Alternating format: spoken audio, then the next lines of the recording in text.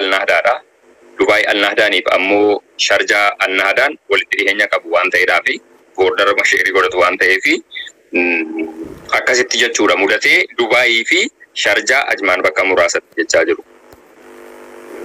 Ajmaanii baay'ee socho'ee jechaa jiru. Koomantii jalatti Ajmaanii baay'ee socho'ee jiru. Garuu ani Ajmaaniin jira. Ammanni kiyya biillaadha waan ta'eedhaafi kiyya nagaadha rakkoon qabu. Waan biratti waa tokko keessatti jechuudha. Ka'umsa kirkira lafaa jechuudha. Ka'umsi isaa Iraan kan ta'e biyya Dubaay keessatti humni isaa 6.5 kan ta'e kirkirri lafaa akkuma san gadi fageenyi isaa kiiloomeetira 10 kan ta'e akka mudate miidiyaan biyya kana gabaasee obboleewwan keenya baay'een keessattuu naannoo Sharjaa jedhamuu fi akkuma san Dubaay Ajman naannolee jedhaman keessatti obboleewwan keenya jiran baay'een isaanii bakka jiraatan gad ba'uudhaan jechuudha gamoorraa bu'uudhaan lafarratti argamu maaliif sodaatanii jechuudha miidiyaan biyya kanaa guddaan immoo akkuma fakkeenyaaf biyya keenya keessatti ETV FBC yookaan Fana Broadcasting Corporation akka maxxansanitti yookaan dubbatanitti biyya kana keessatti immoo Gulf News fi akkuma sana Al-Khalij Times kan jedhamu jechuudha miidiyaa gurguddaa biyya kana keessatti information update ta'e maxxansuun beekamu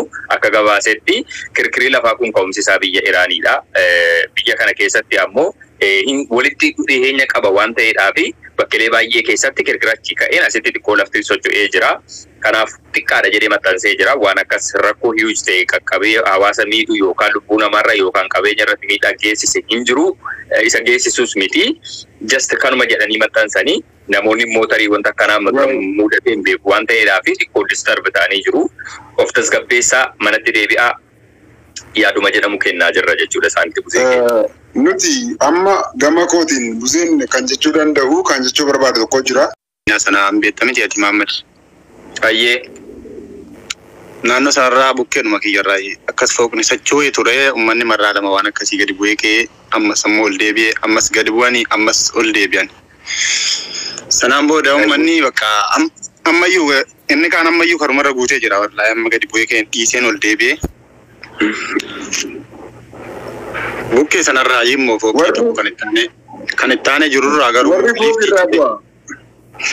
liftiin adda citee liftiin sun nama tokko wajjin citee bu'ee jedhani garuu urgiteenyaan dhugaa dubbachuuf ija kiyyaa hin argine garuu durma namaati. Nama tokko wajjin citee adda citee garuu liftii isaarraa uummanni akkan seenne godhamee dhorkamee jira. Amma immoo kanarraa akkas raafamee amma sammuu tasgabbiidhaan ol deebisanii jirani amma. Akkasii malee dhugaadhaan socho'ee jechuudha sirriidha kun as bukkeenuma jechuu kana. Obboleessa kiyya dhugaadha kanumarraa dubbachaa jirra. Obboleewwan keenya nu ammaani amma toopikiin guddaan kiyya kirkira lafaa uumame kana caalatti obboleewwan keenya jechuudha. Halkan sa'aatii darbaa alarra ba'anii akka tiraabilii biraa keessatti. Wallaahi amma shamarran keenya ijoollee warri dhiiraa shamarran illee heddummaadhaan heddummaadhaan shamarran wallaahi. Warra callisii koomantii jalatti wallahi zinaa isin marma zinaa kana zinaa jedhu waa'ee dhimma namaatiin dubbatan zinaa no zinaan bakka dhibeen jiru listen al tokko maame dafte naarin akka ko naarin ana jarjara bara topikii akkanaa irratti namni keenya dubbuu namaa turuudhaaf waan fala ta'uu hiikaa malee asirratti dubbii waan isheetaa